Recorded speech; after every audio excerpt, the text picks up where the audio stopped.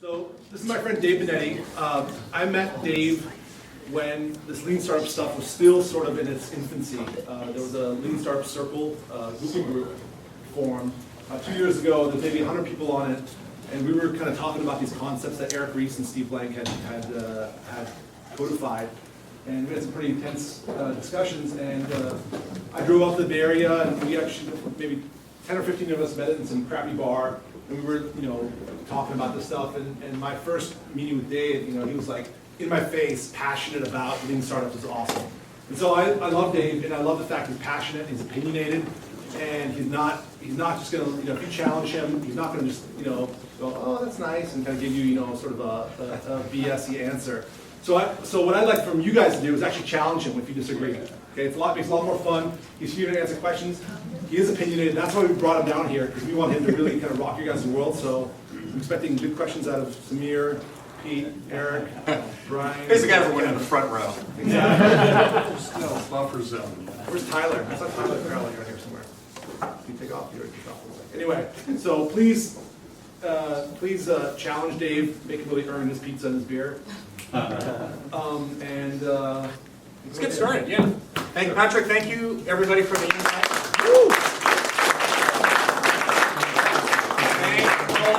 Those of you who may have seen Eric Ries before, he always starts off with this that I love. He says, I do not want your undivided attention. I don't want your undivided attention. I want you tweeting, I want you asking questions, I want you challenging, I want you getting involved with this to the extent that you can and feel comfortable. So put your get down Facebook posts, all that stuff, I love it. I want that to happen. I'll have my Twitter handle up, and I guess Lean LA is probably a hashtag for this. Is that right, Patrick? Yeah. Yeah, Lean LA, Lean Startup. So let's make sure that we can extend the conversation beyond here. So let me just, before we get started, how many people here actually already have a startup right now today? Okay. Wow, awesome. How many people think that that's just what they want to do? They're not necessarily going to look for funding, or not necessarily going to be taking over the world, but just want to make sure that they make a nice little business out of that startup. Okay, great. How many people actually want to dominate, take over the world? I am going to conquer it all. Awesome. All right. Yeah. How many of you people that just raised your hand actually have VC funding, PR firms, product in production? Good. This is going to be for you. For you. All right. So, a bit about me, my statement of beware false prophets, and also beware technical glitches. There we go. Okay, hopefully that won't continue that way. Oh, actually, you know what? I guess it's not plugged in, so let's do that real quick. Problem. Is that right here? Just guessing. Yeah, good. All right. So, my official title is Business Model Designer at Votizen. Votizen is a network where people can connect with their officials and send authentic letters to your public officials. It's civic engagement made simple and meaningful. So, if you are registered to vote and you think that politics is in need of disruption, then I encourage you to check out Votizen and join it. We certainly think so, and it's a $10 billion opportunity. We're very excited about that. So I like that title, Business Model Designer, because I think it most accurately represents what I do. My goal in any company, talking to any startup, is to get them from an idea to something that is a sustainable and scalable business model. And design, I think, is the right term, because there's a little bit of art involved in there, and there's also a little bit of science involved in there. And the Lean Startup sort of wraps that up, and so that's what I like. I guess I'm also the CEO and co-founder, but that's the title that I generally like to share with most people. I've either been the founder of or the first employee at 6 startups, and I have done it both the lean way and the fat way.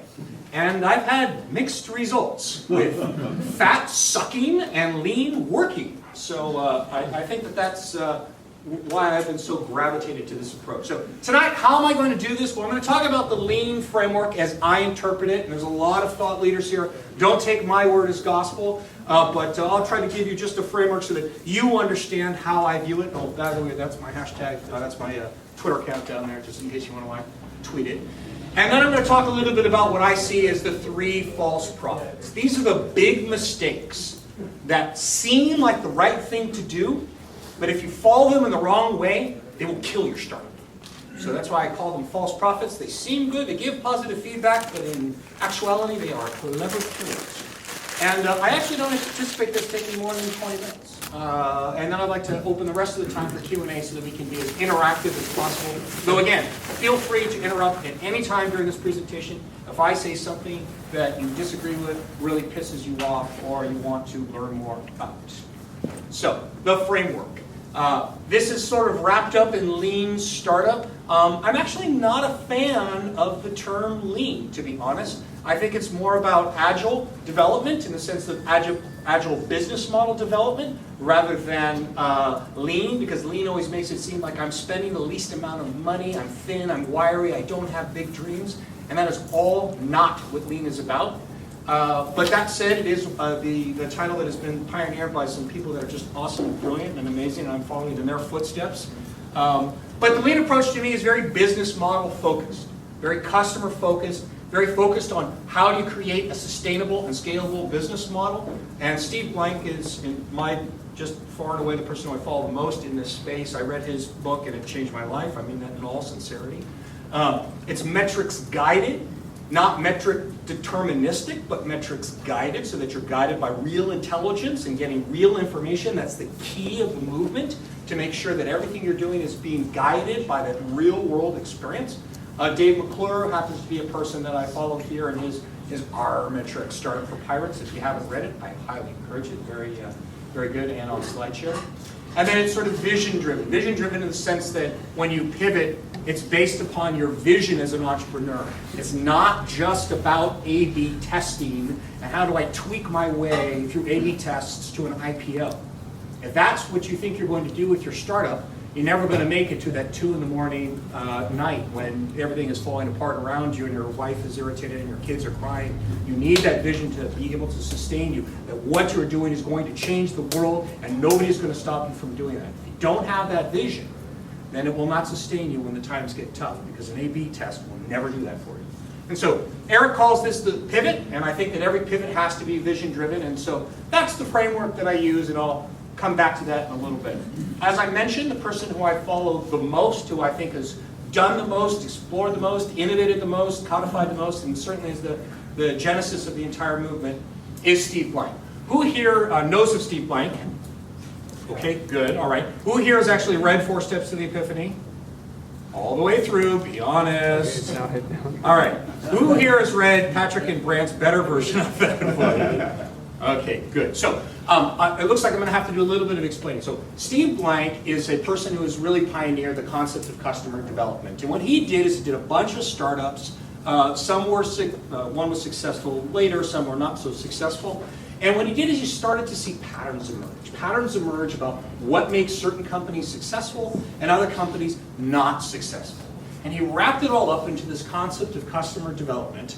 And the customer development model, at its absolute irreducible concept, is state your business model assumptions, test them out in the real world, and iterate until they are validated through sales or other tangible value exchange. And if you don't validate, restate the assumptions. Fairly simple in contracts, just state your assumptions. Okay, I'll go out and test your assumptions. Was I right? Yes, proceed to creating the business. If not, go back to the beginning. And this is what we now call pivot. And metrics, such as Dave McClure's metrics, are what you use to guide this process, to know whether or not you've completed the task you set out to do. But at the beginning, it's all about stating your business model assumptions. Steve has These are the first 2 steps. Steve has 2 other steps that I don't necessarily think are relevant to startup creation, but at the end of the day, this is Steve's approach. Yeah? Yeah, my question. When I read this, I'm wondering, how does this differ from just your standard scientific method that's used in the research community? Because it's just state hypothesis, find way to measure find ways to measure the things that you're looking for as an outcome. If you don't you start with a null hypothesis. If your hypothesis doesn't work, you restate the model until you find the right model that matches your data. I think that is probably accurate in the research community. It's just that for most of startup history, that's not how it's done. It's done in the opposite way. It's done in the waterfall model, where you state the way that you want the world to be, work backwards from there in timing. And so if you're going to launch your product in May, well then you clearly need to have a salesperson to close those deals in April. And if you're going to have a salesperson to close those deals in April, you have to have a business person that you have to hire in March. Well, if I hire the business person in March, then I have to go back and make sure that the product is built by at least March, because I've got to do QA and everything. That means I need to hire engineers in February. And if I hire engineers in February, oh my gosh, I have to have a product at least 6 months before that. And so you work from your launch date all the way back to your component to put all these pieces in place so that you know when to hire, when to start your marketing campaign, when to do your QA testing, when to launch and release your product, when to call up the people in the newspaper, when to make sure that you have your advertising campaign hitting, when you have your message, your business development, your partnership set up. And nowhere along this place do you ask, does anyone give a shit what I'm selling? Never. Never. And that's what Steve essentially realized. Nobody ever asked, does anybody give a shit what I am building? And so the customer development approach is saying, why don't we figure that part out first? Before we raise $30 million, $20 million, $50 million, send it all into the trash can and just hope that it works out, right? I hope, for me, used as a verb, I do not allow it in my company. Hope is, as an adverb or as a verb, is never allowed. You can have hope, but you never hope, right? Because when you say, I hope something happens, what you're really saying is, I don't have a bleeping clue. I have no data, I have no plan, I just hope it turns out okay. All right? So Steve sort of addressed that and said, no, we're gonna try a different approach and we'll see if it works. Talk a little bit more about that. Yes, sir? Yeah, I think there's actually an even earlier stage than that, before the sales or tangible value exchange in his thinking, isn't there? Which is yes, that you're basically trying to first establish a need, and establish a pain or a pleasure point that might interest the customer, and trying to work your way towards a minimal viable product that might satisfy it, and then you try to get a sense of what they might. yes, that's exactly right. That's the exact observation. Yeah, it's a value exchange. It's a value. Well, that's the state the business model assumption. No, it isn't, because it's test business model assumptions. So you have to state them if you're going to test them. Sure, you have to state them, but then you test them. Right, and testing them is selling them. No. Yes. No, it isn't. Yes, it is. Absolutely. Tell me why it's not. Because your job is, the danger with selling is that you have a product. Right? The word is laden. In other words, you have a product which you're trying to close someone on, whereas what he wants you to do is listen. You don't have a product, you specifically don't have a product. So you're going out there absolutely to test your assumptions, I completely agree. But the key to doing that is to listen, not to sell. So I will agree with that. And that is encompassed in this, customer discovery. It's about discovering what people as customers want, which is definitely verbal. What the stating business model assumption says is, does this pass the first test of just basic logic? Does anybody even say that they care about this? Am I solving a problem that makes any sense? The reason that you state them and write them down and then test them against some real world action is to say, do those model assumptions make sense? Now, they can come out of thin air. You don't have to talk to people. And a broken analog clock is right twice a day, so you could be right. But the most important thing is that if you state them and write them down, you know two important things. A, you know what am I testing against? And more important, you know when you are finished. You know when you're done. And what you will find is that if you don't know when you're done, you will continue on ad infinitum. Why? Because nobody ever tells you no if you don't ask them. Well, they won't say yes, but don't worry about that. They just don't say no. And that means I can continue to do what I'm doing until some other external event happens. Usually, you'll run out of money, wife leaves you, husband leaves you, some other thing. Thank you for that question. So you mentioned about business model testing, you mentioned about null hypothesis, and I'm not, this is not exactly accurate, but pretty close to people that are familiar with statistical null hypothesis testing. And at the end of the day, well, this is just a way, this is one potential way to look at it. So if you look at customer development and stating your hypothesis, yes, go ahead. Quick question. Yeah. Sometimes, you can't make the prototype, it's fairly advanced. How do you test it? When you say it's fairly advanced, what does that Say mean? it's like an app or something. You want to see how the behavior and how the customer responds to those kind of features, Right. that kind of behavior. But if you don't have that app, how do you test it? Great. So let's take a step back and say, are you solving a problem that somebody cares about? Forget about whether or not the app works or not. Let's just assume that yes, it works, it's great, it solves that problem. Exactly. Yes. Do you know that that problem people care about? Yes. How do you know? Because I face the exact same problem. Okay, so now you can sell it yourself, you know, which is all right, if you have $1 million. Can you sell it to somebody else? Yes. Prove it. Well, I spoke to family and they're fucking exactly the same. Okay, so now you can sell to your family. We're getting bigger now. This is good. Let's keep going, right? Did you speak to anybody else that doesn't have a cohort to you? Yes, I spoke to a few classmates and friends of mine, and they're ready to opt for services free of remuneration. Awesome. So did their check clear? Yeah. Like, you clear? How much did you pay? How much did you pay? What? How much did they pay for your product? In the first, like one person paid 25,000. Okay, that's awesome. That's just one person. I have like a little bit more funding too, but I'm saying they really believe in the idea. But the thing is, I have not demonstrated the prototype to them, but they think it's gonna, you know. So, look, if you can sell 25 grand without a prototype and even showing them anything, then, you know, I'm gonna dump all this and you should come up with a percent, because that's awesome. Moving on to the Fuck yeah, Kumar! moving on to the second question, like it's like a little secretive, and you don't want to share with customers in the sense like what if somebody can copy, like because there are no trademarks involved, no like what do you call it? Right. Patents involved. Yeah, but it's only copyright. So how do you test with customers without like having the confidence that they're not going to build another competitor? Right, okay, so this is probably something that you're not going to accept, but I'll just state it anyway. Nobody is going to care about your product as much as you do.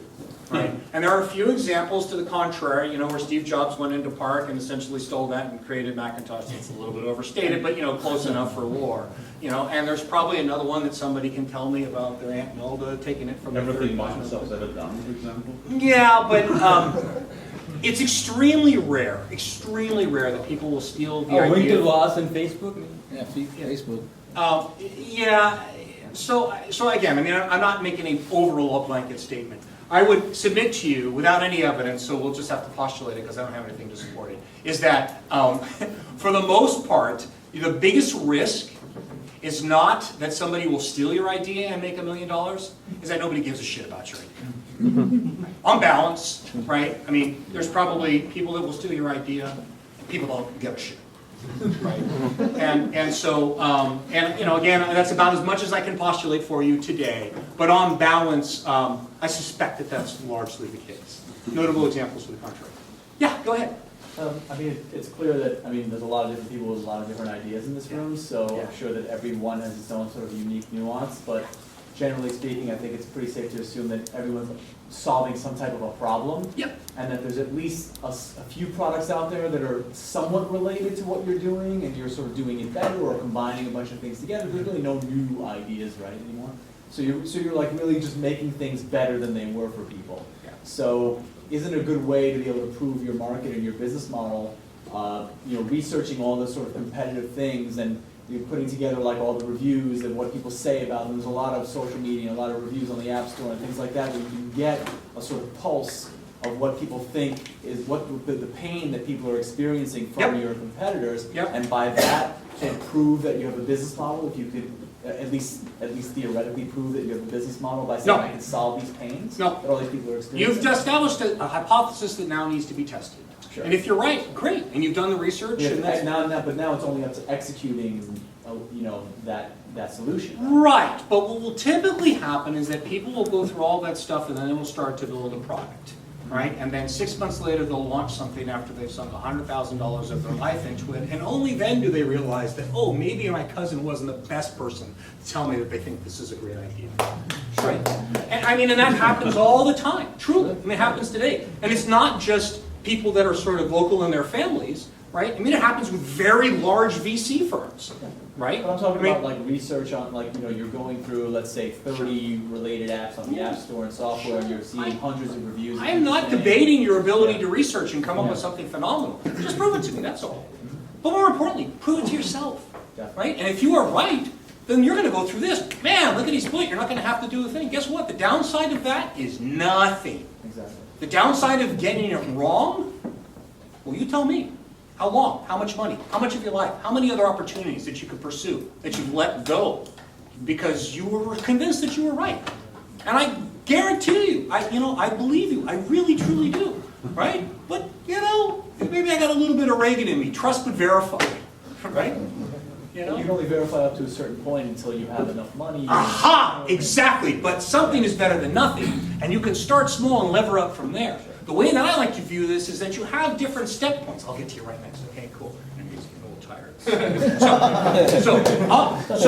So when I started my company, I started on $1,000, $1,206 to be exact. Launched first prototype, 3 weeks, went it, got out there in front of people. I actually spent $100 in fake AdWords before that to make sure that somebody cared about what I was proposing to sell, which turned out to be, I'm sorry, 404. Anyway, the point is, start small, get some information. I'm ready to make the next step. $100 worth of AdWords, now I'm willing to put $1,000 into this company. $1,000, I got a really good response rate from that. Now I'm willing to put $10,000 into this company. $10,000, scale that out a little bit more. Now I have more data points. Now I'm ready to put $100,000 of my time and 6 months of my life and stop my job search because I think there's something behind this, right? And a lot of people just are so convinced. Why? Because they're an entrepreneur. Of course they're going to change the world. What the hell else would they do, right?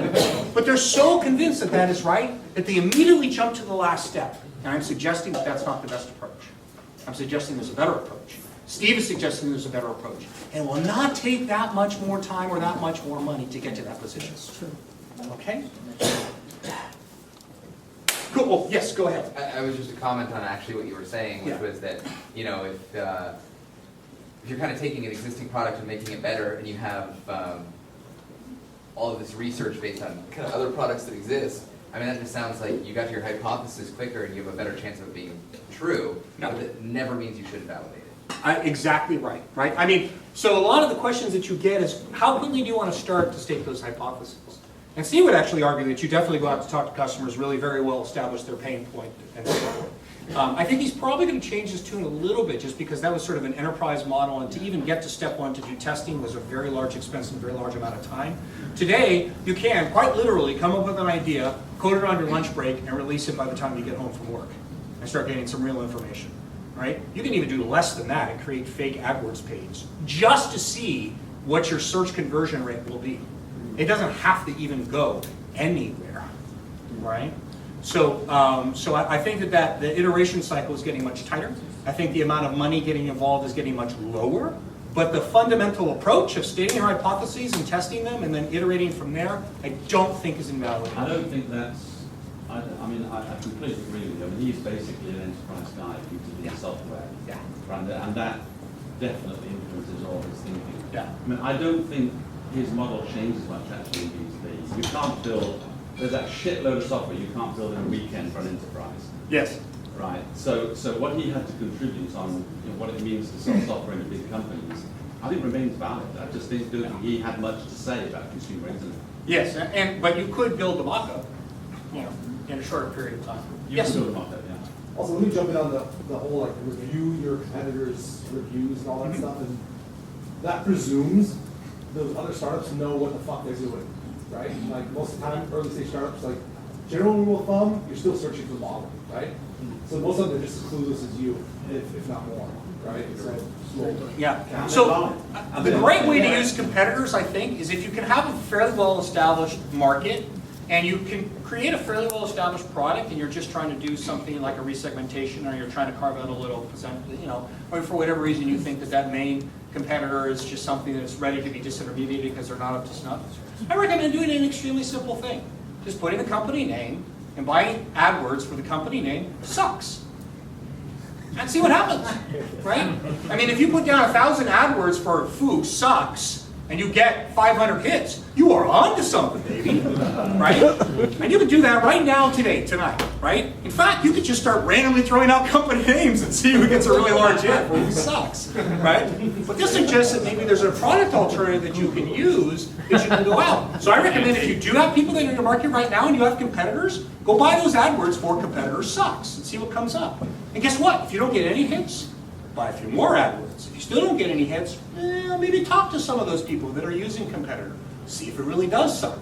Because just because it sucks for you, doesn't mean it sucks for everybody else. Go. How do you apply this to something that's entirely new, like farmers? Yes. How would they apply it? It's tougher, right? So the model is much tougher in two cases. Something that's truly brand new, right? Steve Jobs' famous quote, and it's probably he stole it from somebody else, but anyway, that, well, let's go back to Henry Ford's quote, which I know is legitimate, that he didn't steal, right? Which is, if I asked my customers what they want, they would have said a faster horse, right? And so talking to customers and just repeating what they want is not always necessarily the best thing. That's where that vision thing comes in. You still need vision. You cannot tweak your way to success, right? So that's one place where the model suffers, but it's still not impossible. The second, which is a little bit tougher, is in multi-sided markets. So if you're trying to create a marketplace that's an eBay or Facebook that has network effects, it's a lot tougher because it's not like just a standard funnel and this is how many people you got, this is the conversion rate, this is the marginal revenue I get from that, you roll it all up and see if it creates a model. That's tougher. Still doable. The key is state your assumptions so that you figure out where the value is being exchanged, right? Value is being exchanged. If you have something that somebody is giving you that is valuable, and it can be as simple as their name and email address, right? Or more extensive, their time, and the ultimate arbiter of it, their money, right? And they're exchanging that for something else, that is at the core of the business model hypothesis that you're trying to state, right? There are other things, if you go through Steve's entire model, what's the pricing, what's the distribution channel, how you're going to generate demand, what's the problem that you're solving, what does the product look like, what is the customer, competition, and market type. There's all kinds of stuff extra that you can do. Read the book, it's great, phenomenal. Read Patrick's if you can't get through Steve's admittedly dense language. But this is the way that you're saying where's the value being created. And it's still appropriate because you can always determine whether or not value is being created at some state, all right? Yeah. How do you avoid premature testing? Premature testing? I don't know if there is such a thing. Well, I Certainly not mean- a problem I have. Well, you don't put enough by just buying some AdWords. Maybe that, how would that be sufficient for a particular? It's not sufficient to say, okay, great, I bought 5 AdWords, I got a 2% hit rate, I'm off to the races. No. It just tells you, is that enough for me to get to the next level, right? I mean, for me, it was $100 to determine whether or not it was worth $1,000. It was spending $1,000 to determine whether or not it was worth $10,000. It was $10,000 worth $100,000. So you just do these things, and the whole key is iterate as quickly as you can based upon the evidence that you've gathered. Then you can make some guesses. If you think you want to just jump ahead past the testing part of those sort of simple AdWords, you can do that. That's also fine. I know lots of people that do that and say, I've talked to enough people, I have enough intuition here that tells me this is the right direction. But the most important part is don't scale to any meaningful degree, certainly to any degree that if you are not successful, you're unrecoverable from that, right? Whether it's because you spent all your money or you spent all your spouse capital or whatever it is that you've spent, because you are probably not going to get it right the first time. I know your hair is brilliant. I know that's all true, and all these ideas are going to be remarkably successful. But look, the chances are, your odds are, you're not going to be successful the first time, right? If anybody is questioning that, then just go to the YouTube dating site, right? Or the Groupon political discussion site, right? Although Groupon's still, I'm sure he's out. But anyway, right? I mean, very few of these companies actually started off. Talk to the Palm Pilot money exchange over infrared system that is PayPal, right? Yeah, cool.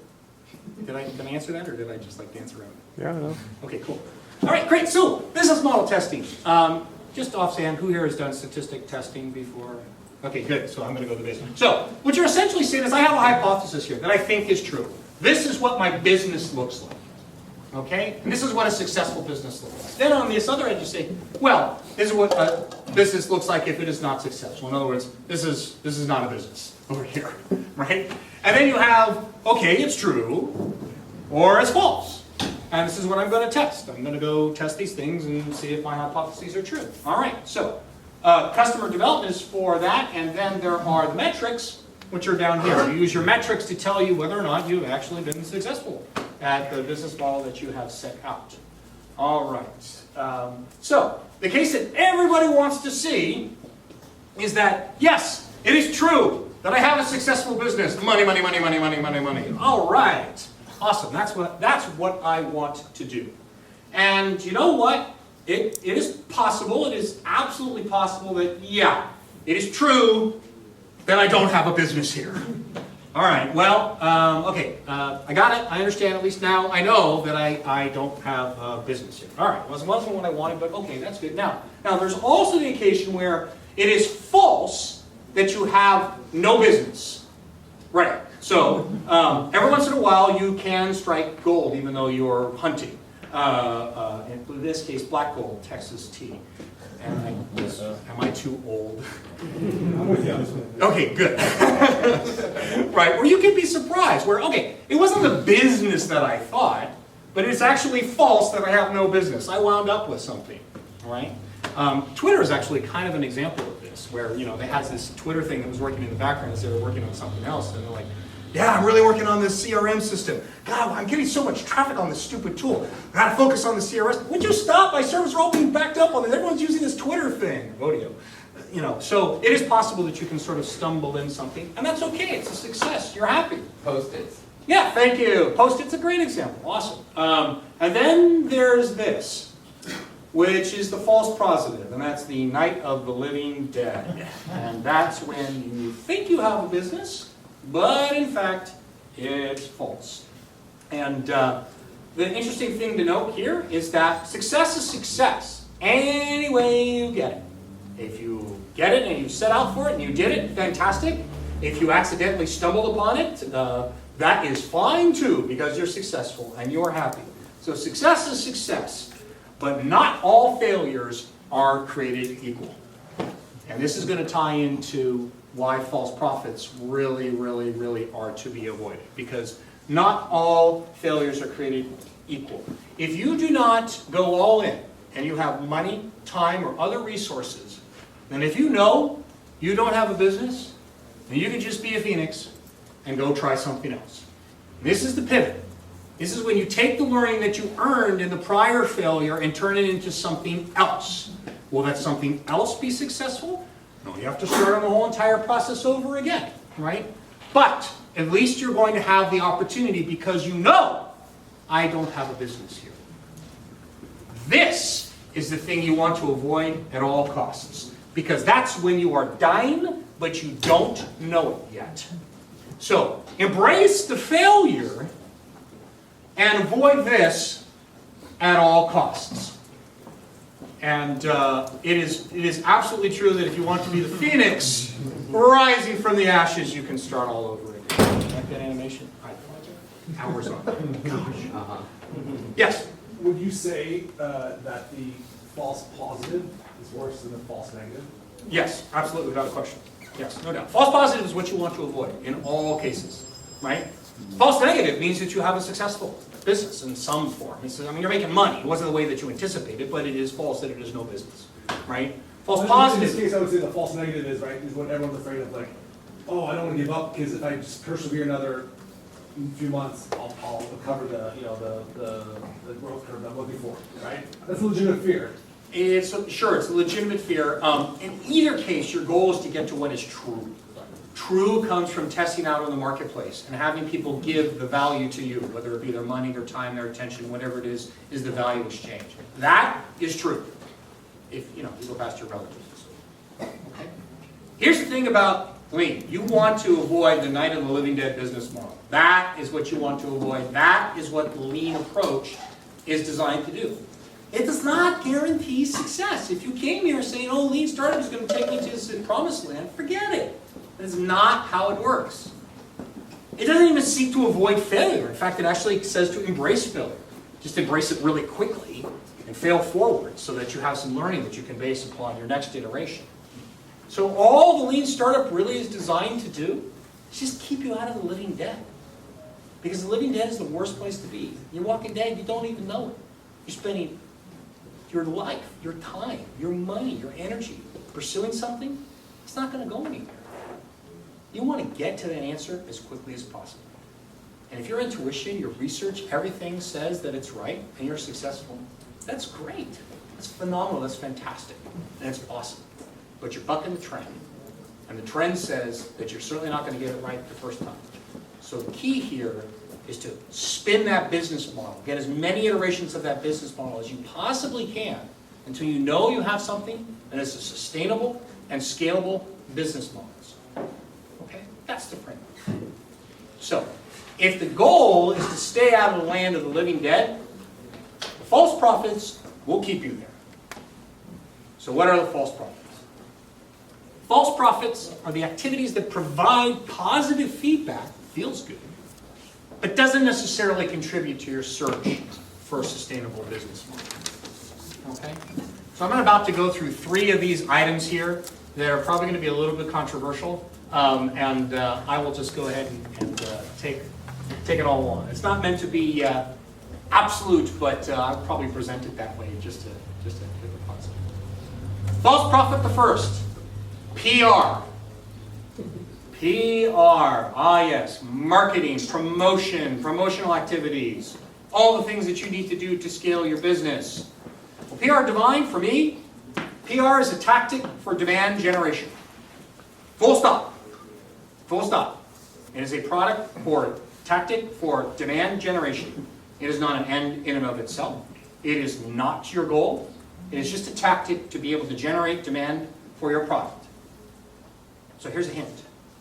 If you don't know what you're trying to generate for, you probably shouldn't be engaging in any wide-scale PR.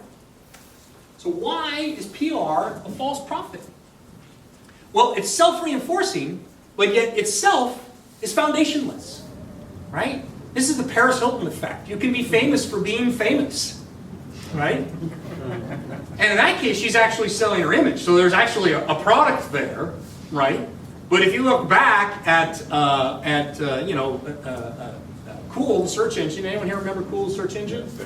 Yeah. Founded in 2005, stayed in stealth mode for 3 years, raised $33 million over 4 rounds, had a $200 million valuation, launched in July of 2008, had a product that everybody thought, well, had 100 million views, everybody knew about it at the time, and then closed without even so much as a talent sale, unceremoniously, in less time than it took for them to develop the product.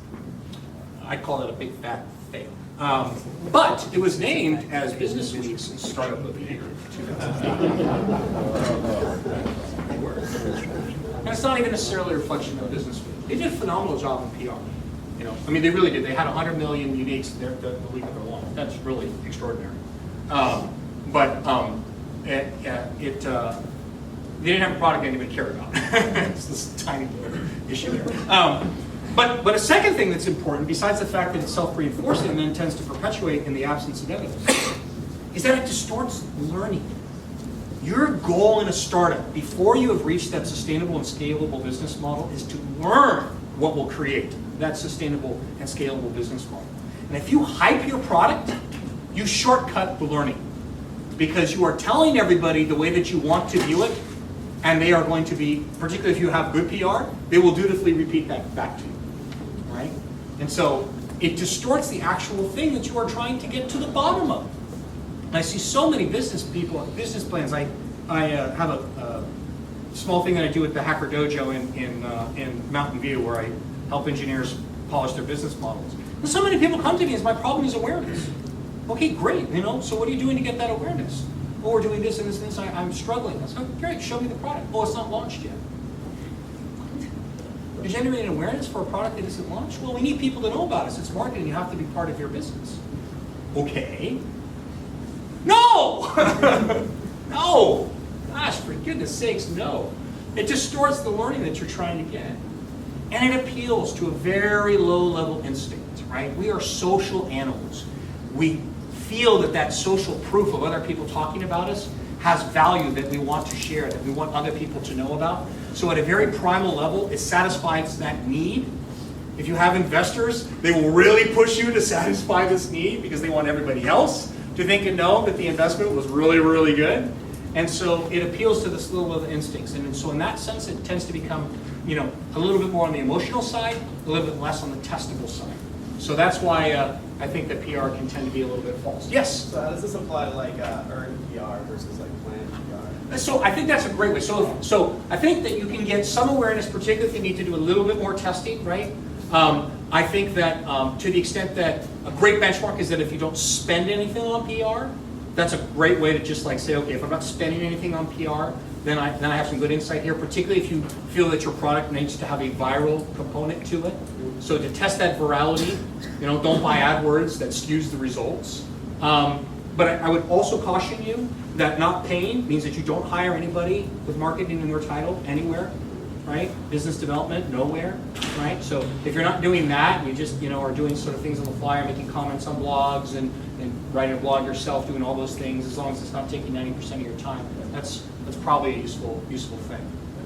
Yeah. I think there's in early stage, you often see a difference between two kinds of PR. One of them which is designed to attract users, customer acquisition. Mm-hmm. But there's another one which is like, the Silicon Valley echo chamber.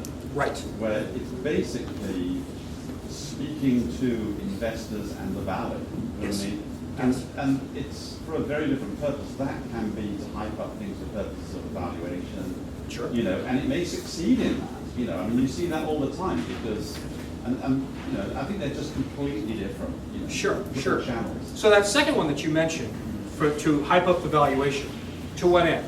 Well, I agree with you. I'm not saying it's a good idea. Okay. I'm just saying there are different things. No, and I agree for that purpose. If you want to hype up your valuation, you can absolutely do that. If you have a clearly thought out strategy for why you want to you only get to fire that bullet once, and then it's gone.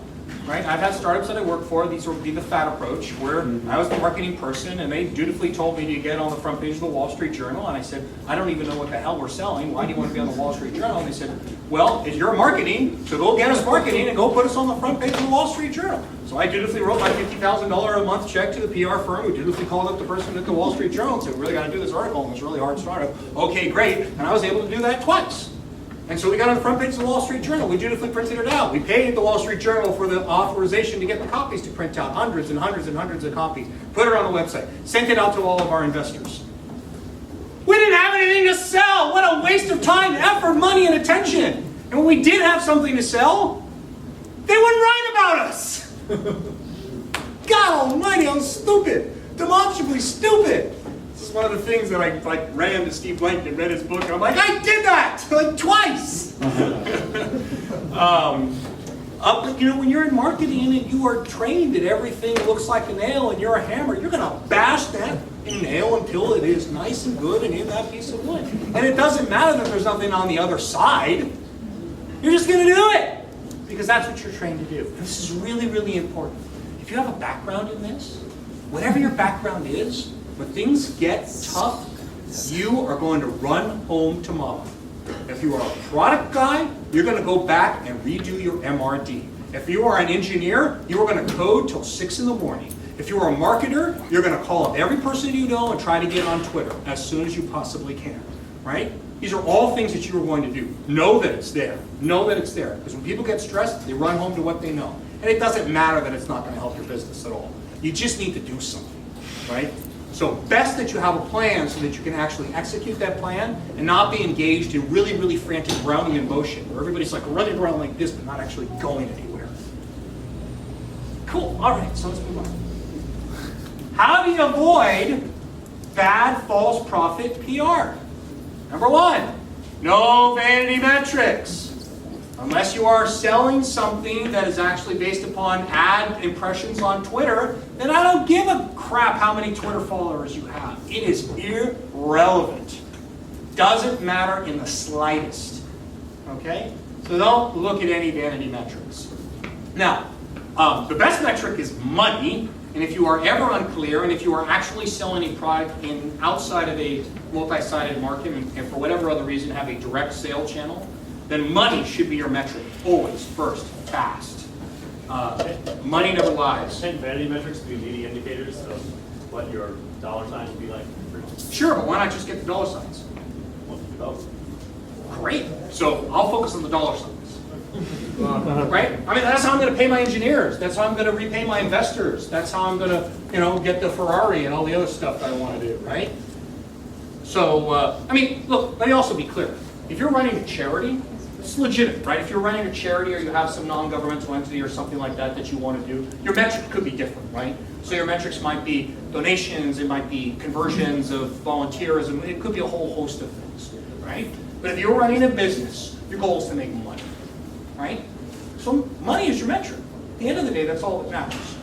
Yeah. Can you use maybe some kind of metric as a proxy for future money? If, for example, you're designing a product simply to gain information about users, let's say you're designing an algorithm and you're trying to like refine the algorithm constantly through understanding user behavior. Sure, so like getting impressions and analytics and all that, that's going to be a good metric, right? So what do you think would be a good thing to show value exchange? In the case of the prototype, well, obviously, if you have a specific group that you want to target in terms of your business, you want to see how they use the website, you want to see conversion ratios, you want to see that they fill out their profiles if they have a profile, and you want to see like how your future like algorithm differs from your past algorithm. You want to see that there's a significant change in terms of whatever value thing, like a satisfaction survey, for example. So I would say no on the satisfaction survey. You had me up until that point. You want somebody exchanging something of value, right? So if I right now, I could give you money, that would be value, right? I can also give you my social security number. That would be value too.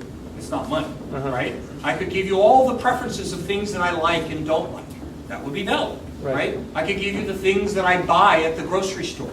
That will be value, right? When you have a Safeway club card or any other type of club card, right, and you get a discount, that discount doesn't come free. They're tracking everything you purchase, right? And most of the time, when people find that out, they're very happy to do it. Why? Because they're getting something of benefit. That's a value exchange. You can create a business on value exchange. Customer satisfaction is somebody giving you an opinion about something that doesn't represent their value, right? I mean, opinions are inordinately free in that sense, right? And so I guess you could say that if it really were a true preference is building a profile, then I could be persuaded. Yeah, that's what it is, essentially building a profile. Yeah, okay, so fair enough. So if it ties to the direct value creation. But something where somebody has to think twice about giving it to you, which is why I say, hey, do you like this product? Oh yeah, it's cool. How much you pay for it? $20. Would you pay $30? Oh yeah, absolutely, no problem, right? That was entirely free. I didn't have to give you anything, right? So that is something that I would say no. No, I would say no as well. Right? But if, for instance, a little trick, if you want to test this out, you don't actually want to take any money, a great thing that you can do is, here's my product X, and you put up a Wufoo page, and on the Wufoo page it says, please enter your credit card and an expiration date and security card, right? And then they dutifully enter that information, and then you click next, and you have a next page and say, oh, I'm sorry, there's a problem with the transaction. We'll send it to you anyway. I'll apologize. We'll follow up with you later, right? Well, guess what just happened? You just got proof that somebody was willing to pay that. It doesn't matter that they didn't actually pay you, right? You can use that information to now say, okay, I have something that somebody is willing to pay me money for. And you don't actually have to fulfill that product. I could do that tonight on anything, really, right? So the point is that we will put roadblocks in front of ourselves to not get the answers to these questions. Why? Because it sucks to fail. Yeah. Maybe you don't want anyone to steal it, but I would think that the chances of putting up a Wufoo form and having somebody steal it from a random website visitor probably low. Right? Well, you could be right. I can't. Again, I don't have any. That's counterfactual. I can't dispute that. But my point is that most of the time, what's holding us back is that we're holding on to this dream, and we want this dream to be right so badly, right? This is the greatest strength of the entrepreneur. We all know that we're going to be successful in the face of odds that demonstrably, mathematically say you will not be, and yet you persevere, and we are successful because we have that. The problem is that passion will kill you if you do not focus it in the right way. That's what Lean Startup is about. Your passion will drive you into the land of living death. It will tell you to stay there and wallow in it. Right? You're still walking around, right? How many times have you heard somebody, I've been working on my startup for 8 years? Right? As Steve said, 2 years of actually working on it, 6 years of the living dead. Right? That's not how I want to live. I want to find out what doesn't work. Where do I suck? So I can make that better. That's the goal. Yes? So just reading ahead, are you saying that engineers should become direct response internet marketers? Yes, I am saying exactly that. You should not hire any marketing people until your engineers have served as the first marketers. I'm saying exactly that. Aren't those completely separate skill sets? That's like asking, just looking at this at the counterpoint, it's like asking a salesperson to become an engineer. You know, it's completely separate. You know? Yes, although I think that engineers have much more sense than most marketers, and I am a marketer, so I apologize to any of the marketers out there. Marketers are generally good at marketing at scale. Salespeople are particularly good at selling at scale, but you don't care about scale right now. You care about building a product that somebody is willing to buy. The person who can most quickly translate that into a sellable product are the engineers working on it. Mind you, all this is Web 2.0 stuff, right? I mean, if you're selling cars, it's different. If you're selling pharmaceuticals, it's different. So I probably should have prefaced with that. I'm mostly in a Web 2.0 space. I think it extends beyond, but let's just constrict it to that. That's what most people and so the salespeople will often drive you to what they know, which is selling at scale. The sales VPs that have 20 years experience. What do you mean by selling at scale? Selling at scale. So let's say that you have a company that's, I don't know, selling enterprise software product. You haven't yet proved your business model. I'll just lift it directly from Steve. Selling enterprise software product and let me be more specific. Let's say you are an entertainment startup, and you have the, I'll get to you right afterwards. An entertainment startup, and you have the ability to hire somebody that's got 25 years experience in sales at Walt Disney. I mean, leader in the field, knows entertainment up and down. Would you hire that person in your two-person startup? Sales is different than marketing. Okay, marketing. Whatever. I'll translate it to marketing, right? You're in a marketing company, and now you're selling a marketing thing, and you have a marketing startup, and you have two people, and you have a marketing professional at Disney that spent 25 years in the business. Would you hire them? Probably not. Why? I would. I mean, it's. Let's say they wanted to work for $20,000 and 10%. I mean, it depends on their experience with the technology space, obviously. Okay. Let's say they have huge experience in technology. Sure. Okay, sure. You would. So what I would submit to you is that that person would take that support staff, their big budgets, all the things that made them successful in Disney, and try to apply them at your startup, because they look at your startup as just a small version of their big company. Right? And the reality is, babies are very different than adults. Both human beings, right? One of them you can talk to and get information from, and they make rational decisions, and you can communicate them with everything. And the other does nothing but scream and shit all day long. Right? You feed them endlessly, they produce nothing but crap. Right? It's pretty appropriate for most startups. And when if something is wrong, they can't articulate what's wrong. Right? So one of the key insights from Steve, and I'm stealing all this stuff from him. I don't have any original thoughts here. These are just repackaged, But is that startups are not little versions of adults, right? They have very special needs, and so the type of person that you need is somebody that's going to be able to extract from the customer the problems that they have, translate them into direct solutions. The people that are generally best doing that are engineers that are watching the pain happens as it happens. That's why you should have your engineers outside of the building working on product. That's why you should have your engineers answering customer support phone calls. All things, by the way, that engineers are going to be terrified to do. You should have them do it anyway, right? Because feeling somebody else's pain is so much more valuable than just having somebody else tell you, yeah, they hurt. Anyway. Yes? Okay, how does a product like Unbalanced fit into the scheme of these metrics? What's the best use for I don't know enough about Unbalanced, but tell me what they do.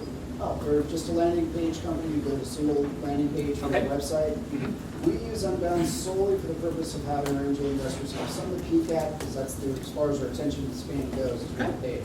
Cool. But just curious if you had some insight. So, I mean, landing page, A/B test pages, all of these types of things I think are incredibly useful at the very early stages, particularly if you want to get, oops, I'm back to this one. You state your assumptions and you want to rapidly really iterate off of that. You can do that. Things like usertesting.com. If you've never used usertesting.com, very quick, cheap way to get some customer feedback. Not customer, but some intelligence that you can then use to inform your additional business hypotheses. I think these are all good. I think eventually you have to put up or shut up, right? I mean, you'll get to a caveat slide here that's not up yet, but it's essentially saying these things aren't useless. You have to do these eventually, right? It's just, they're all part of a business model.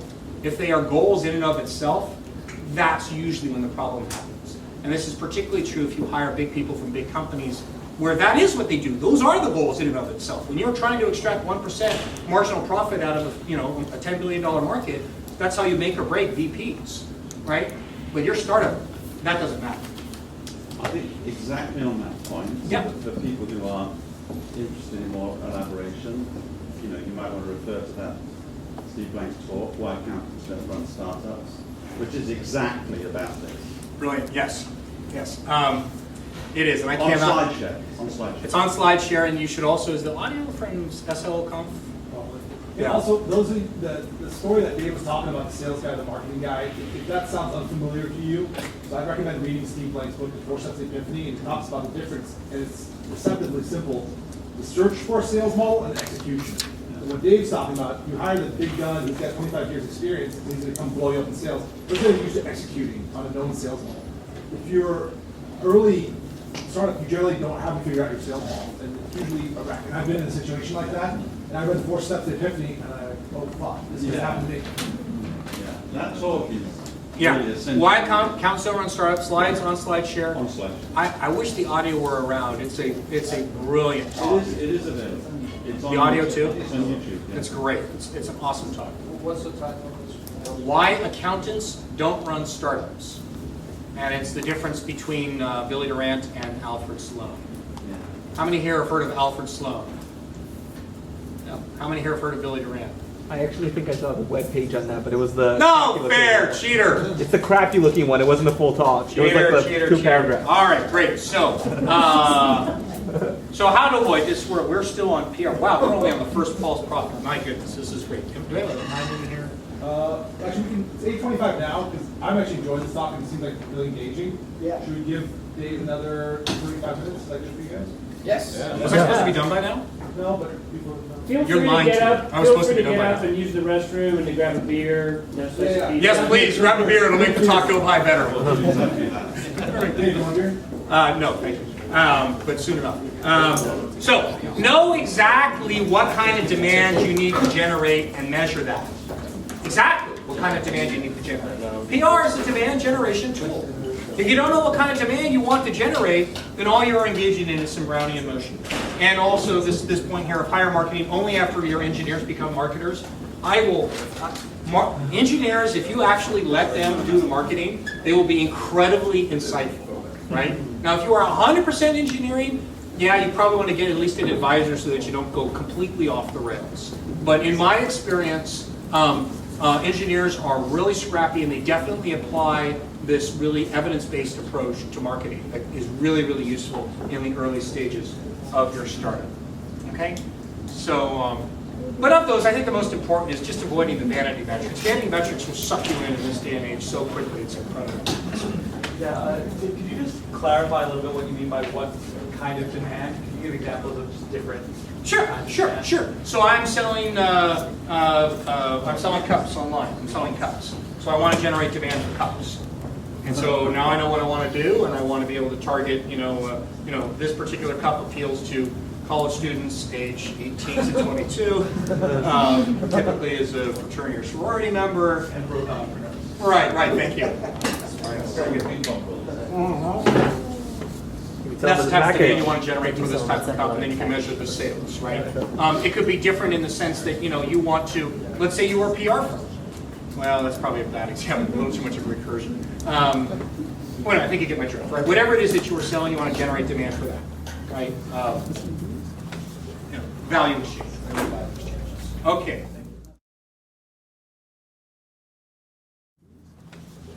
Value exchange. Okay. All right. False prophet the second. Funding. Oh yeah. So, what is funding? Funding device. Funding helps you scale your model. And this is going to be mostly applicable in a Web 2.0 world. It starts to break down a little bit on hardware and other types of things, but if you at least look at it in the prism of Web 2.0, funding really should help you scale your model, not create it. Right? Because funding is not scalable in and of itself. Right? Eventually you have to stop taking money in and give it back to the investors. They will want it. Right? But again, I say that I mentor at the Hacker Dojo, and I cannot tell you, like 90% of the business plans that I get have no data, but all planned, right? And they're like, if you just give me $750,000, $1 million, then I'll go out and build this, and then we'll go see what happens, right? That actually doesn't really happen anymore. Just to let everybody know. I mean, if you're a repeat entrepreneur, it can happen, right? I mean, a lot of people can pick up the phone and get funding, but by and large, that doesn't really happen. And there's some other reasons why it's really dangerous. First of all, it stalls the truth, right? It stalls the time that it takes for you to get out of the land of living dead and into something that's an actual real model. And if you talk to Matt Brzezina, I guess formerly now Zobni, right, they will speak very heavily to the fact that if they actually had a ton of money, they would never have arrived at their business model, right? Groupon, I promise you that if they had had limitless funds, they would have taken the point and just kept on going with the point until they ran out of money. And they were in the they had run out of money, and they were in the process of returning what little they had left back to their investors when somebody in the last ditch, said, well, maybe this point thing isn't going to work after all. Let's try daily deals, coupons, right? I don't know how much of that is apocryphal and how much of it is real. But the reality is they were on death's door, on the verge of getting it all up, and now they're not. So it stalls the truth. It has a way of crystallizing things for you. So figuring out that business model before that is really important, and funding will actually be counter to that goal. It also targets the wrong audience. Particularly if you're a first-time entrepreneur, the desire to please your investors is pretty strong. They gave you the money, they're paying your salary, their health care, the reason why you're able to pursue this thing that you do. So your desire to make them happy is pretty high. But as I said before, funding is not scalable. So they will give you ideas and they will give you suggestions, and maybe you should do this. And you have a strong inclination to dutifully go off and do that. But at the end of the day, they're not paying you to do that. They're paying you to figure out a scalable business model to give them their money back, plus a lot. It does have a tendency to target the wrong audience once you take the money. Question? Yeah, so my question is going to be kind of hard to form, but essentially it has to do with when your value exchange is multi-sided, as you mentioned before. Yeah. So maybe your initial value exchange has to do with exchanging information for a service. Yeah. But the later value exchange is all that information that you've collected, you're now going to translate into dollar signs. Yeah.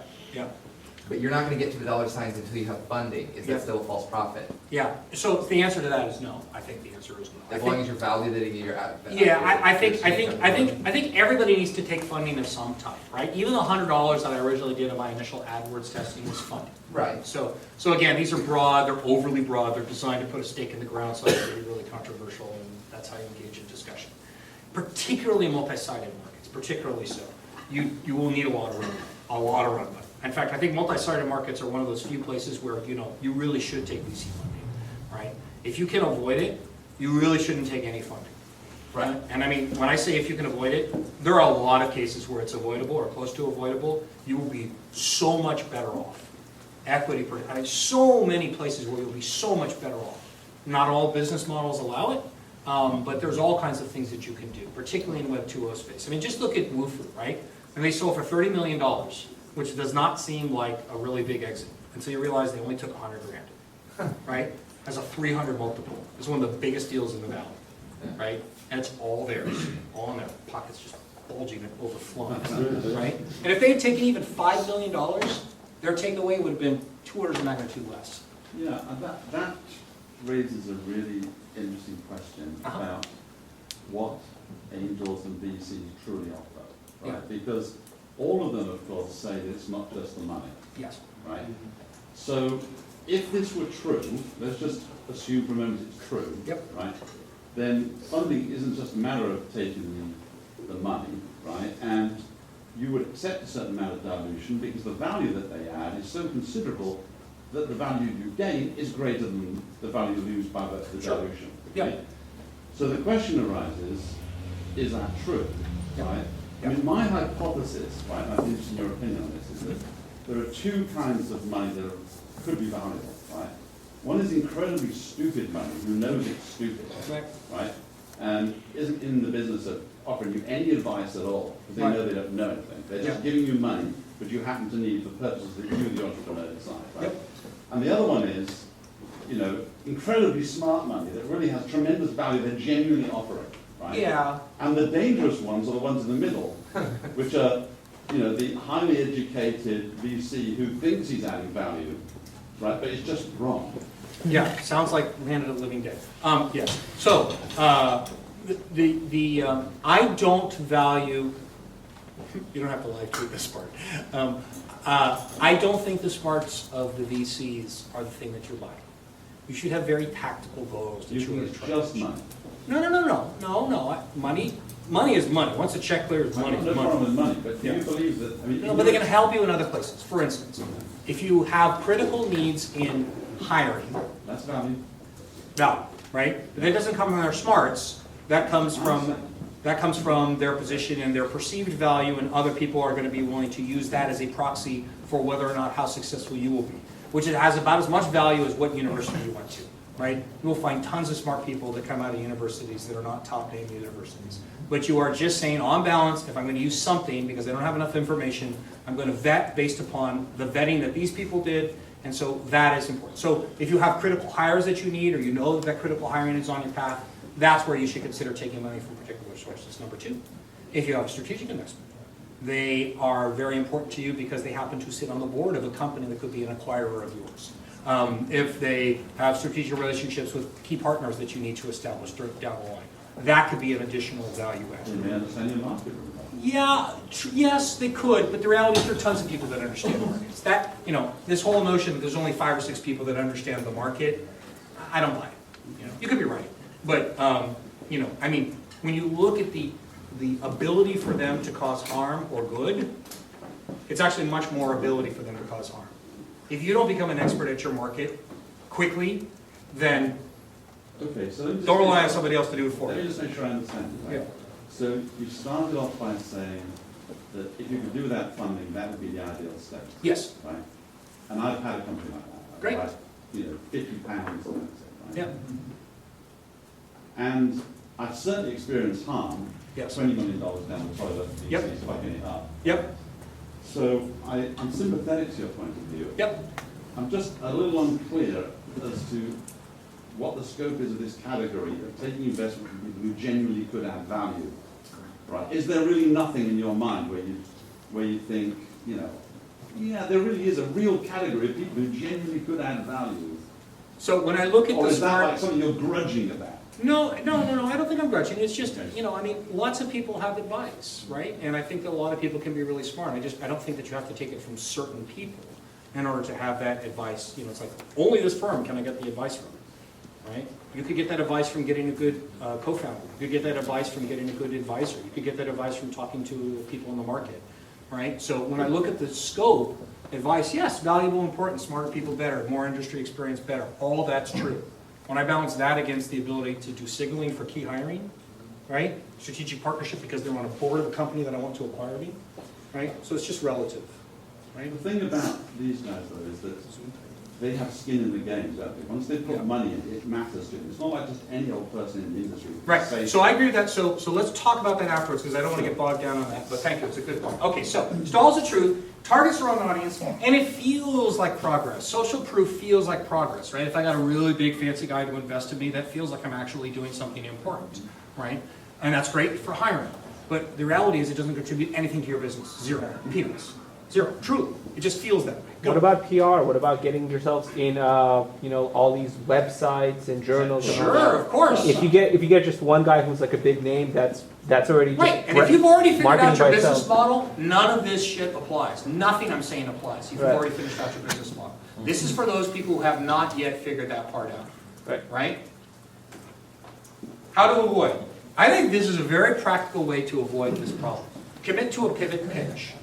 Steve Blank talks about a pivot pitch. You can go back and look at it, and essentially, it's a different type of pitch, which essentially, as opposed to doing the standard, this is the market, these are competitors, the market, this product team, blah, blah, blah, says, this is what I launched.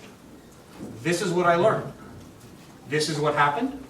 This is what I did in response. This is what I then launched. This is what happened. This is what I did in response. And each time showing the curve go up. If you commit to a pivot pitch when you actually talk to them, then you will have data that will support what you're doing, And not only do I think your valuation will go up, you will avoid any potential problems with just being able to sell somebody because, damn, you speak really well and have an awesome PowerPoint deck, and boy, there's a real bubble and anybody will give you money with an idea, right? Number 2, have a goal to apply your funding to technical risk, not market risk. This is a really critical distinction, right? So, what are the differences between these two? Technical risk. Can I actually create a product that solves the problem I'm setting out to solve? If you have a cure for cancer, I guarantee you will sell it. Everything I told you is irrelevant. Everything I told you is irrelevant. If you have a cure for cancer, people will pay for it. The problem is, finding a cure for cancer is really hard. It's a big technical problem, right? So, if you have market risk instead, I've created this really cool way to share lolcats on Groupon with photo sharing in proximity and location GPS. Right? Right? Does anybody care about that? Right? I don't know. It's a technical marvel in lolcats, GPS, Groupon, daily deal, photo sharing. But does anybody care? Right? So when you apply your funding to market risk, you're trying to figure out whether or not somebody actually gives a shit about your thing, which can potentially lead you down a whole bunch of different paths, right? If you apply your funding to technical risk, now I know X number of engineers, this particular engineer, these patents, you can build a portfolio. Nothing is guaranteed, of course, but that's generally a better place to apply your money than to just try to use it then to figure out whether or not you actually have a market. And this one is admittedly false, but raise on greed, not fear. Right? I mean, I have so many people that come up to me in part of their business plan. It's like, okay, and I get to the bottom of it, and they don't have an idea. They don't have any data. They have an idea. They're looking for someone to fund their idea, and they want $750,000 out from angels. And I ask them why. It's like, so I can quit my job and go pursue this company. That's fear. That's fear. That's fear because you don't want to lose your job. You want to have a rope to hold on to as you're swinging to the next vine, right? And Steve Blank wrote about this recently, where he actually said, if you do not quit your job and pursue your idea full time, you are not an entrepreneur. It provoked a very visceral response from a ton of people. But the reality is I tend to agree. And I think investors will want to see this. They want to see people that are insanely greedy, right? They want to go off and make so much money that their mortgage really doesn't matter. It's going to be a rounding error by the time they're done, right? And so when you are raising based upon fear, because you want to make sure that everything's taken care of and have enough money to get a nice, good health care benefit, I mean, you have to do all those things, don't get me wrong. But that shouldn't be your primary motivation. Your primary motivation should be to make a shitload of money if you're running a business. Okay, this one's going to be the super controversial one. False prophet the third. Your product. Yes. What? My product is a false prophet. What the hell are you talking about, man? Now's your chance to go get a beer and on your way to sort of walk out. Nuts. Product defined. Product enables revenue generation. But remember, you are building a business. You are not just building a product. A product is a very important, critical component of your business, but it is only one piece. So is pricing. So is distribution. So is marketing. So is competition. So is everything else that's involved with building a business. There's a whole bunch of businesses that have very little to do with products, right? And Coca-Cola is a marketing and channel distribution machine, right? It's got very little to do with their actual product. Just ask New Coke, right? And then that may or may not be true to your business. I mean, product is obviously more important than others, but this is the important thing to recognize. If you realize that you are building a business and your product is just a component of your business, that will help you avoid some of the danger parts. What are the dangerous parts? Products are fun! God, it is so cool to build my product. I love it. You'll stay up all night coding. Change the color. That's new feature. It's really awesome. What? See all those Twitter colors I got because this is great. And you'll just, blast through, no food, no sleep, no showering, nothing. Just wow, so much fun. Then you have to go out there and buy AdWords and talk to customers and do the channel distribution partnership, credit analysis. God, that stuff is not fun. And so that's why people will dive into the product. And if you start measuring your progress by the product, you are in very dangerous ground. Again, just going back to when I'm trying to give advice at the dojo, I'll talk to people and I'll look at their product, and this is the first thing they do is go look at the product and say, tell me about your business, and they start telling me about their product. It's like, the product looks great. Tell me about the business. And they're like, I just showed you the business. Well, you showed me the product. And I'll divine through the course of, a little bit of gentle persuasion that they don't have a business model yet, and they don't even have an idea for a business model. I had an entire person that ordered a prototype for a hardware product, and she had no idea what her BOM was, or bill of materials. She had no idea what she was going to sell it for. She dropped $50,000 to build something and had absolutely not the faintest notion what she was going to sell it for or how much it cost her. Wow. But people get so sucked into, I'm just going to build it, and once I build it, everyone will buy it, and everything will be great, right? It's extremely dangerous. So I always tell them, I don't want to see you check in another line of code until you come back to me with your business model hypothesis stated on a piece of paper. Now, we could sit down and do that in the course of about a half an hour, but I will give you a week. And I'm going to watch your GitHub account, and I don't want to see a single check-in until you actually have those hypotheses. And after about a dozen of those times, not once has anyone ever passed my challenge. Not once. Not once to put together a freaking single piece of paper just with your hypothesis. Because they're scared to commit. Because once that gets on paper, they know that I'm going to hold them to it. They know the next step is to be to go out and give me some proof that somebody actually cares about that. And it's just so much easier writing code and building product. You're building something. It's hell on your phone. And it's more, the check-in. Let's do that again. Pass the test. Right? Yeah, anybody, so, anyway, question? Yeah, I totally agree with you. I think most purchase decisions are 90% emotional, and but I was wondering, doesn't that refute your earlier point that marketers are less important than the actual people who create the product itself? Marketers are less important than, no, I actually didn't say that. What I said was that you should not hire marketers until you have the engineers serve as marketers first.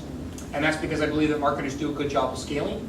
Scaling to me implies that you already have a business model that is worth scaling.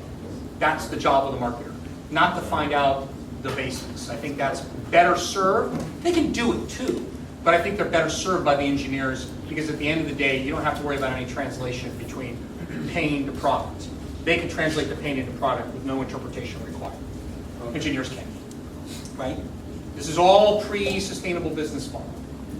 Okay. I only have a couple more slides, so I'll try to get through. Yeah. One quick comment. You are assuming that the engineers can talk to people. It's amazing if you tell them they have to that they will. Yeah. Well, I'm an engineer, right? Yeah. Just as you're a marketer. You're doing a terrible job talking, by the way. I know. What language is that? No, you're not. It's amazing what people can do if they're actually involved in doing something. Yeah, no, this is one of the most important things to actually have this. That's why starving's good, by the way. Yes. Starving really gets people out of their This is why you don't want to necessarily have a lot of cash. Product creation looks like value creation, but that's not what you're going for. Value exchange is what you're going for when somebody's actually willing to give you something. If you're just creating it and stockpiling it, you have a shitload of inventory trying to sell it. Okay, most of our experience and training is designed to create product in a known market. This is what you're taught in business school. This is what you're taught at your big company. This is why you take those learnings and you apply them to your little company. This is why that leads you down the path of disaster. It is very different. It is not a skill that it's taught. These are the types of things that these groups are trying to teach to ourselves. How do you avoid having your product be the false prophet? First and foremost, launch, for God's sake, launch it. Get out there. Don't write another test. I don't want to hear any of your excuses. No, it's not ready. Yes, it sucks. Yes, it's probably going to delete everybody. Yes, you blood. All that shit is absolutely true. Launch it anyway. Launch it anyway. Find out. And you could be surprised. That is the simplest thing you can do to avoid your product being the false prophet. Another thing that you can do when you're building features themselves is before you build them, set the customer metric in advance. Right? If you're familiar with Dave McClure's R model, the very first R is acquisition. So you will have an acquisition rate of the number of people that come to your site, how many of them convert and become customers. Whatever your metric is, it doesn't really matter. But set that, assumably it's part of your business model. And so you set that in advance and say, okay, I'm going to set this metric. Now, let's build the product to make that metric go up. Well, guess what? You have suddenly said there's no way I can build product that won't be creating value because I've tied that metric to the business model hypothesis. It's impossible to do otherwise. Product feature creep happens when you don't tie it to metrics and then you never measure it. You're just like, well, we really need this. I just know we really need this. And you build that and sometimes you don't even launch it. And then we really need something else. Because you want to get that high again, right, of creating the product and really starting to move things forward. So if you tie it to a metric, release it, at the end of the day, also have the engineers go out and actually like get a customer to validate that they really cared about that. That's a particularly nasty one that Eric Ries came up with. I like that one.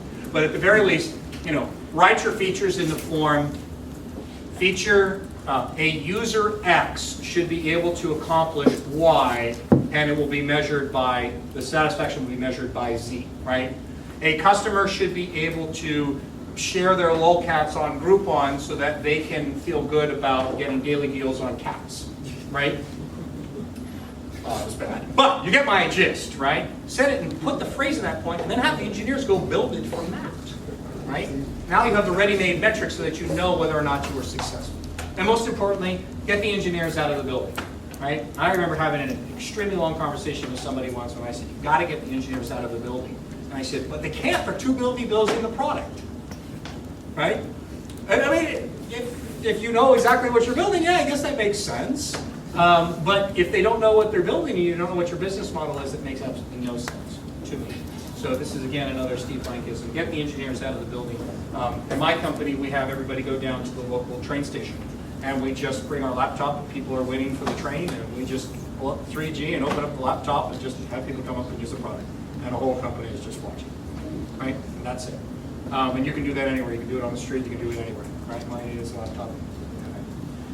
So the caveats that I sort of interspersed throughout, and we're closing up here. There is a place for these activities. Obviously, I'm not suggesting that you can't build a business with no funding, no PR, no product. Go. If you don't, then you're a loser. I mean, come on. That's obviously not what I'm saying. But you also have to know that there are limitations, right? And the earlier you are in particular, the more you need to be wary about employing them, particularly employing them at scale, because they can lead you down the wrong path. That's really what I'm saying, right? And have a very clear goal in mind, right? You know you have a false profit when you can't discern between the goal and the tactic, right? When PR becomes a goal of itself, and you measure the success of PR by the PR that you're getting.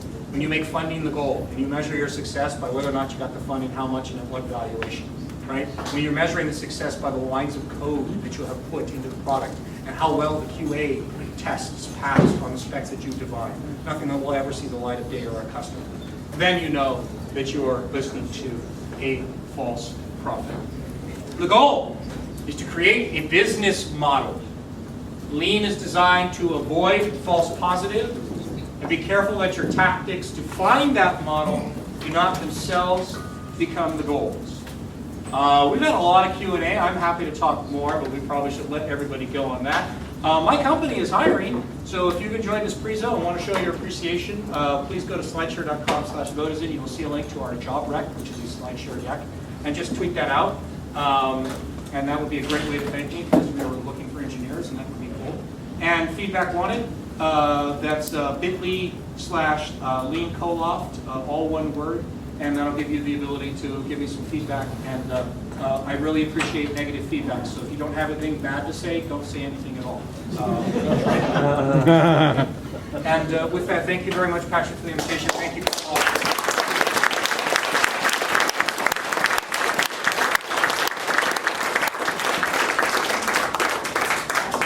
Any questions for Dave? Oh, let's take a few questions. Is it going to rain? Yeah, we're gonna convene at Bodega after this. Let's get a couple questions for Dave, and then we'll do it like we did last time, where we see how we can help each other. I will be here all night, so if anybody wants to. But I'm happy to answer them too. Just I don't want to keep it on. I know I've gone over. So let's say you have a product and the product is selling and it's doing well in one channel and customers on that channel love it. Yeah. How do you test out the scaling? I mean, how do you know it's going to be a $5 million business or a $40 million business? Yeah, I mean, you don't necessarily. I mean, that's where you start to get into the things like total available market, and you can say, okay, I mean, if you told me what your customer is, we could actually go through that exercise and try to make some estimated guesses. Your marginal profit is really what you care about mostly in the initial stages, because that tells you whether or not you can bootstrap or you need to get venture funding, and if so, how much. Because then it just becomes a question of how much up can I scale, and the VCs will tell you when you've gone too far because they won't give you any more cash. But, I mean, this is really figuring out in advance what the real business is. This is a place actually where VCs can add a tremendous amount of insight in the early stages in helping say how big could this possibly get. Because you think it's billions and billions, but you know the toothpick market isn't that big, right? That's an example. Someone else? Yeah. In a B2B startup where you're selling to mid to large size companies. Yes. Companies that don't just care about your product, they also care about you as a company being big enough Yep. to be able to stay with them. Yep. And being a big factor. How does all this apply? Right. So you have to find a problem big enough where they are willing to take a chance on it, right? And some hints that you can do here. Always look for something that's new revenue generation, right? Greed, not fear. Greed, right? So if you have a product that, for instance, you know, saves some amount of money, you will never be able to sell that into a large company. That's all for established markets. So wait for somebody else to break against the laws. And I'll state that pretty unequivocally, right? Because that person that you're selling to wants to become a vice president and move their way up from director. They're not going to get that by saying, hey, boss, you know, last year I saved 7% off the bottom line. Oh, yeah. No, they're going to say, I brought $100 million in revenue into this company. Paying them, right? You want to appeal to that greed. So create something that's creating new revenue, right? And if you are solving a problem big enough, they're going to be willing to take a chance on that if they think that you can get them a revenue number big enough to convert them. And if you're not sure, try to give it to them for free. See if they employ it. And if they don't, you're going to have a hard time selling it to them. Unfortunately, the cost of free in a B2B startup is not very good. We gave our product out for free. Okay. We gave our product out for free. The same product, we started charging them. Okay. And we're talking a few $1,000s a month. Okay. We got better returns by charging than for giving out for free because the perceived value of free was free. That's for some reason or another, they didn't want to take action on it, Yeah. implement it because it was free. Okay, so that's great insight, great insight. And awesome that you actually started charging. I am actually not a fan of giving it away for free, right? I'm a fan more of things like, I will sell it to you at a steep discount for life, or I will give you, 12 months equivalent for 1 month or something. But you know, Eric Ries is fond of saying if you can't sell the magic, then you're never going to be able to sell the real thing, right? But that's a value exchange when somebody's willing to implement your system and they're not willing to do it at all at any price. This should be an indication. But I mean, great job and great learning, huh? I mean, you got more for it. Great learning. Yeah. I mean, you'd be amazed how many people never take that step. Right? Question in the back? Did I miss? Yeah. Yeah, I'm just a little curious about your company. Really briefly, maybe you can talk about how did you test your thesis? It sounds like it's politics. I'm just curious. Yeah, it's definitely political space. And so I tested it, I started off by testing it with AdWords. I have an entire presentation on this, actually, if you'd like to check it out. And also on SlideShare, just search for my name. You'll look it out. But what I essentially did is I set my hypotheses in advance. And then I used Dave McClure's R metrics and a funnel metrics. And what I started off with bears no resemblance to the company I have today. And so I actually here. And if I can't find this quickly, I won't. I tested out the metrics. I measured what was happening. When I realized that I didn't have something that was a scalable business, I moved on to a different approach.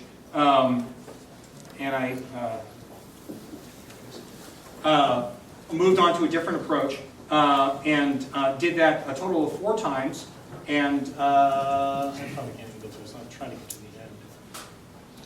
This is kind of what it looks like, right? So let's just go here. All right, so I would state the assumptions. These are the Steve Blank assumptions of what I said the hypothesis would be.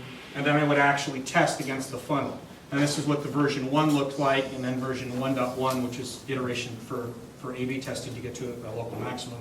That didn't work because I never made any money, so I pivoted to a second version. That made some money, but not enough to get me going. I pivoted to a third version. This made actually even less money than the other one. This one is actually particularly nasty because a lot of people told me that they were going to buy, but in the end they didn't. So I was my own false positive. It almost killed the company. And then version 4, which there are statistics there for, which I finally nailed something that somebody's willing to give me money for. That's the version that I went with, and I have stuck with today. And this is a how do you monetize?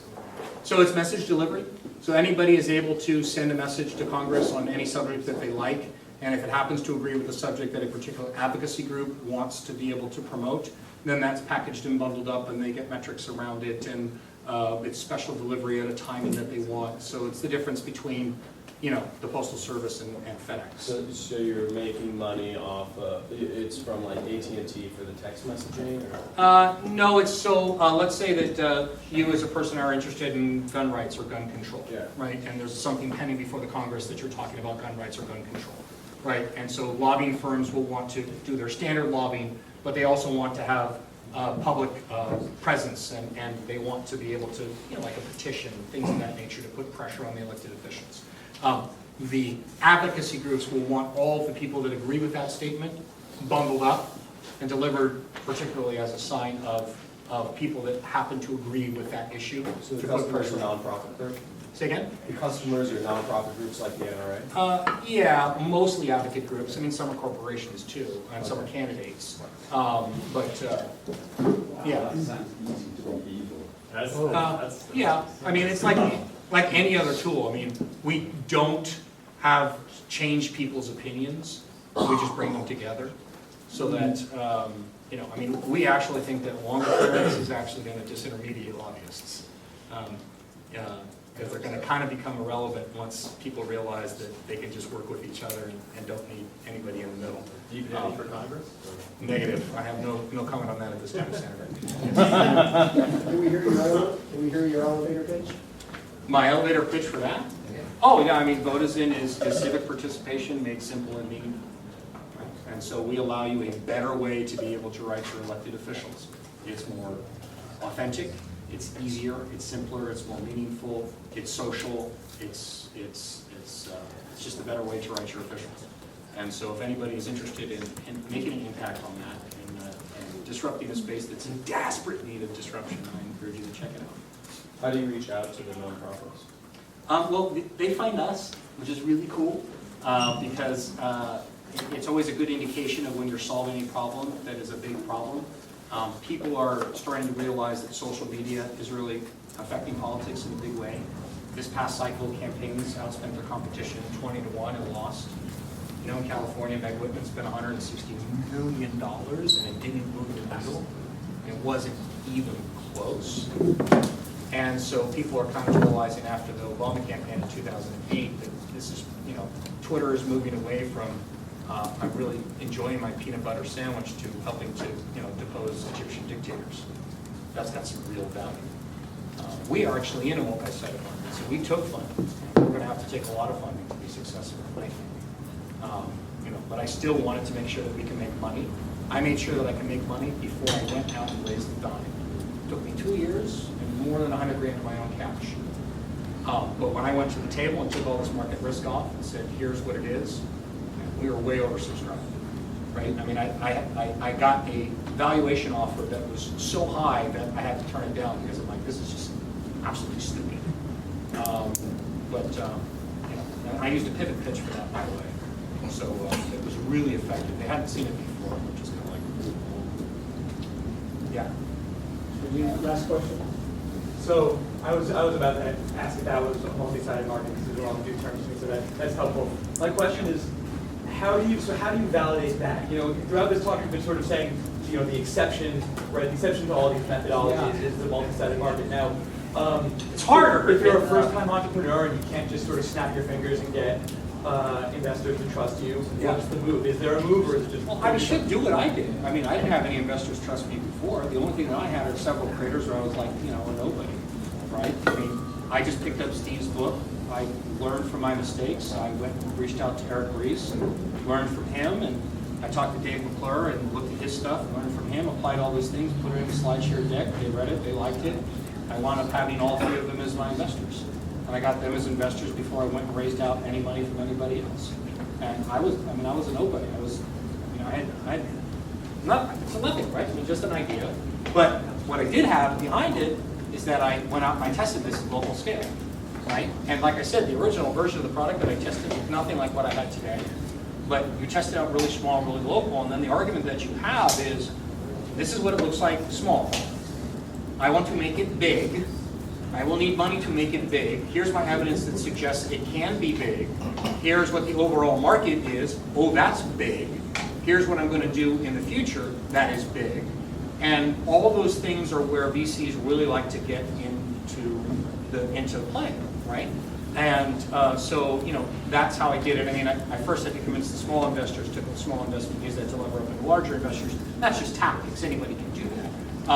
But, I tested it out in my city. I had like 300 people, right? But the VCs didn't care that it was only 300 people, right? They cared that I showed them a conversion rate that was over 30%. That got their attention. I mean, first they asked me, people you know, and I said no. So then, after that, then it got their attention, right? But I mean, look, this is not any different than how Mark Zuckerberg did it. It was Harvard and Harvard only. And it was Ivy League and Ivy League only.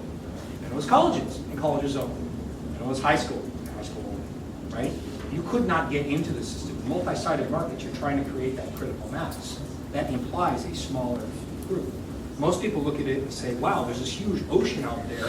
I can grab it all. Let me just boil it appropriately, right? And that almost always fails, right? And you will see people that will come out and try to make really, really big bangs to grab network effects markets, right? And, some of them are successful, and some of them are not successful. Color, sorry.